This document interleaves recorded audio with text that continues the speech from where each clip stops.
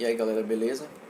Vamos finalizar aqui nexo de causalidade, falando das concausas. Nós vimos na aula anterior que a causa nada mais é do que a conduta do agente, certo? É sempre a conduta do agente que gera aquele resultado naturalístico. E as concausas são outras condutas que, além da conduta do agente, gera um resultado naturalístico. Então, vamos analisar aqui vamos raciocinar para a gente não precisar ficar decorando os exemplos para acertar as questões. Veja só, a concausa, ela é independente, né? É independente a conduta do agente, independe da conduta do agente.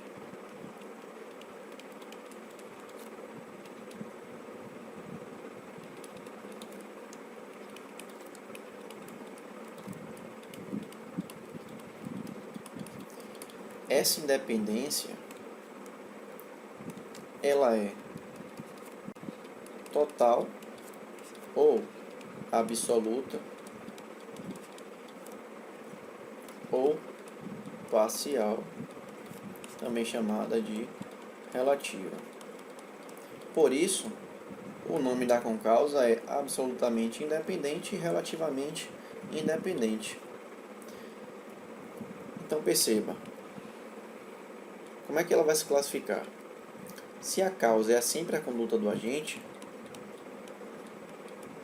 se a concausa for anterior à conduta, ela será pré-existente, ou seja, a conduta que gera o resultado. Se a concausa for concomitante, ela será, se a concausa for ao mesmo instante, mesmo momento que a conduta do agente que gerou o resultado, ela será concomitante. Se a concausa for posterior, será superveniente.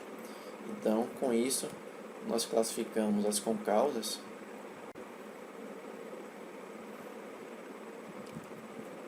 em pré-existentes,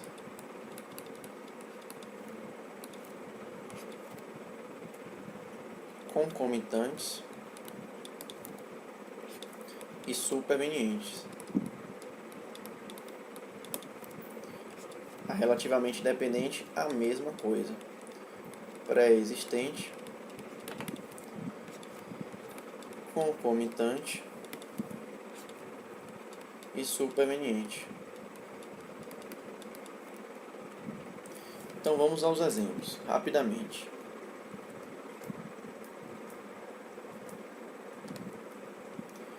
Uma situação aqui de concausa é absolutamente independente pré-existente. Por exemplo, A atira em B, porém B ele já havia ingerido veneno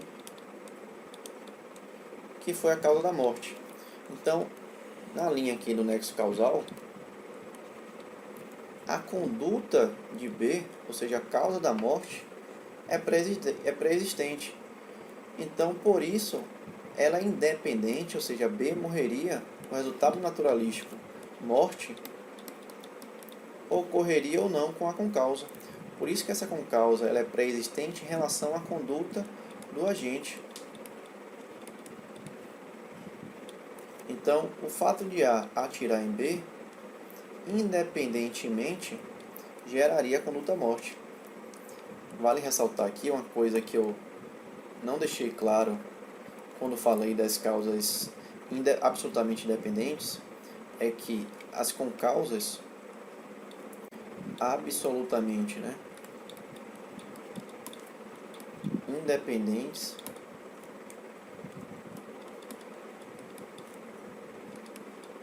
sempre responderá pela tentativa. Sempre pela tentativa. As concausas absolutamente ou totalmente independentes responde sempre, o autor sempre responde pela tentativa, o autor da concausa. Outro exemplo é uma situação de concausa absolutamente independente concomitante. Uma situação aqui em que, vamos supor que A, B e C. Supondo que B deseja matar seu desafeto A e C também, só que C não sabe da existência de B. Então vamos dar nomes aqui. Vamos supor de Bruno Caio e André. Vamos supor aqui que Caio deseja matar André e Bruno também deseja matar André, mas nessa situação aqui, Bruno não sabe da existência de Caio, nem Caio da existência de Bruno. Caio atira em André no peito, Bruno atira em André no ombro. Então, o resultado naturalístico morte ocorreria independente da concausa. Nós temos a causa, a conduta, de Caio que resultou a morte, mas nós temos a concausa em relação a Bruno. Então, é uma situação aqui concomitante, à conduta do agente. Respondendo, assim como todas as concausas absolutamente independentes, vai responder pela tentativa. Um terceiro exemplo. Aqui é o exemplo trazido por Nelson Hungria. Situação em que duas pessoas num barco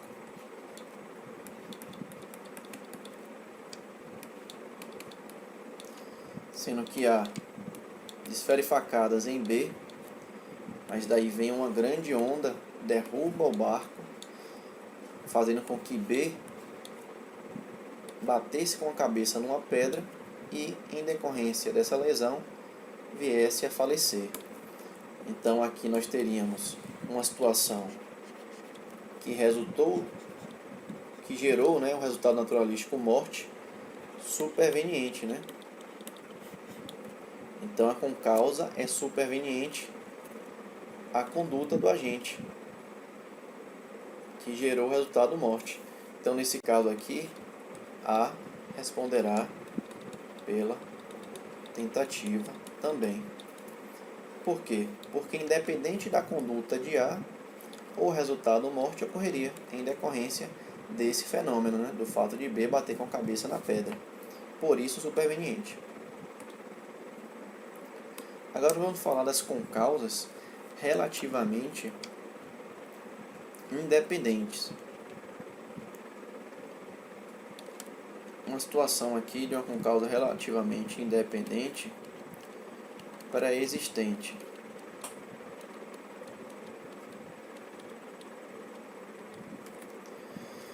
É o famoso exemplo do hemofílico. Ou seja, pessoas que têm dificuldades, problemas na coagulação sanguínea. E aqui nós vamos ter 4 situações. Situação em que há dolo, ou seja, o ânimo necande, mas o agente sabia da situação de hemofilia. Dolo de matar, mas não sabia da situação de hemofilia. O ânimos latente, ou seja, dolo de lesionar, mas sabia da situação de hemofilia. O dolo de lesionar e não sabia da situação de hemofilia. Nesses dois casos aqui, em que há dolo, sabendo ou não sabendo, dolo de matar, ele responde pelo 121 consumado.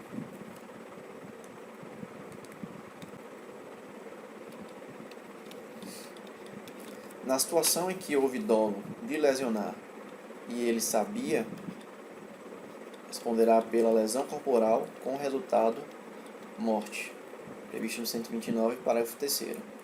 Na situação em que o dolo foi de lesão e ele não sabia, responderá apenas pela lesão corporal. Beleza? Situação com causa relativamente independente, concomitante. Então aqui é o famoso exemplo.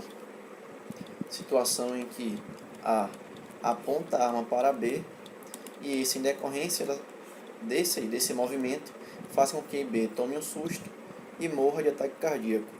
Então, a situação concomitante, A conduta de B, que sofreu ataque cardíaco, gerou a morte, mas que dependeu também da conduta de A. Por isso, concomitante, por isso, uma concausa relativamente independente. Depende da situação de B e depende da ação realizada por A. Então, foi no mesmo momento da conduta que gerou o resultado morte. Beleza? E aqui o próximo tópico, ou seja, a próxima concausa, que é a concausa superveniente, ela é a concausa especial, porque ela é a única concausa com previsão legal. No parágrafo 1º do artigo 13 do Código Penal, vamos aqui fazer a leitura, vai dizer o seguinte: a superveniência de causa relativamente independente exclui a imputação quando, por si só, produziu o resultado. Os fatos anteriores, entretanto, imputa-se a quem os praticou. E aqui vai fazer uma relação entre o ânimos decande e o ânimos latente.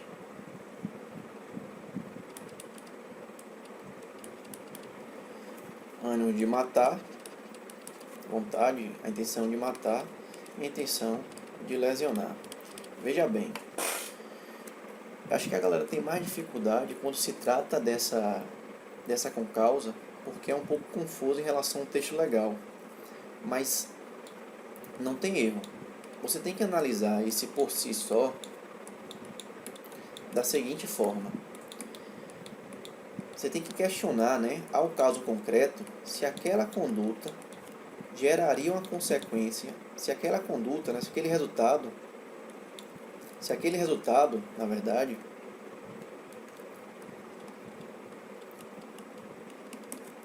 ele é uma consequência natural daquela conduta do agente. Você tem que se questionar isso. É uma consequência natural em relação à conduta do agente? Se a resposta for sim, ele responde pelo consumado e aí analisa-se o ânimos. Se a resposta for não, ele responde pela tentativa,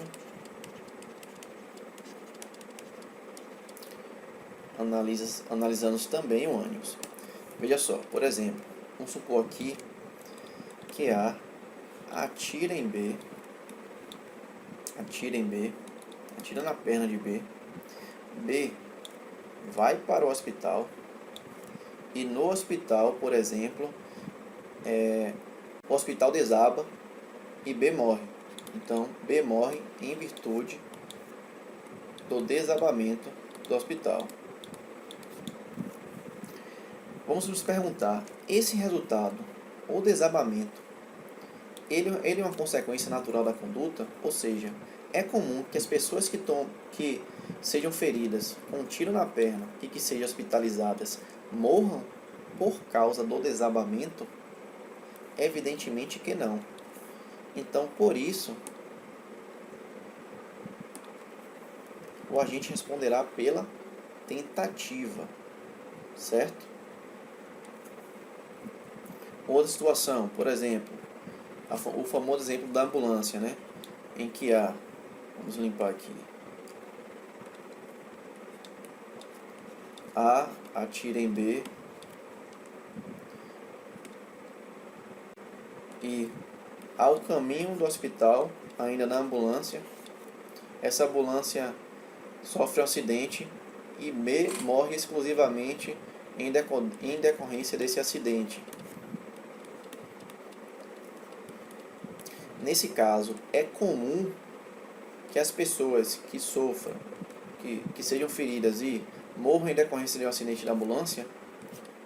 Creio que a resposta aqui também é não. Então, a gente vai responder pela tentativa. Vamos ver outras situações para ver se você entendeu bem. Situação hipotética. A vítima Lúcia foi alvejada e ferida por disparo de arma de fogo, desfechado por Aldo, que agiu com ânimo ledante, ânimo de lesionar. Eu coloquei lá letante, é ledante. Então corrijam aí, por favor. Internada em um hospital, Lúcia faleceu não em decorrência dos ferimentos sofridos mas em razão da queimadura causada por um incêndio, que destruiu toda a área de internação dos enfermos. Então questiona-se, mais uma vez, é comum as pessoas que sejam feridas e hospitalizadas morrerem em decorrência de um incêndio no hospital? A resposta também é não. Então, havendo ônus ledandi, ele vai responder pela tentativa. Não tem erro, galera. Outra situação. Suponha que Gabriela, com intenção homicida, desfira 2 tiros em Lucas e que, por má pontaria, seja apenas o braço da vítima, a qual, conduzida ao hospital, faleça em consequência de um desabamento. É comum que as pessoas feridas e hospitalizadas faleçam em decorrência de um desabamento do hospital? Não. Então responde pela tentativa. E para finalizar, eu deixo essa questão aqui, questão de delegado de polícia, para vocês responderem aqui nos comentários, certo? Espero que tenham gostado, curtam, compartilhem. Se não gostou, também comente. Se gostou, comente. Me sigam lá no Instagram e compartilhem o vídeo. Valeu, até a próxima.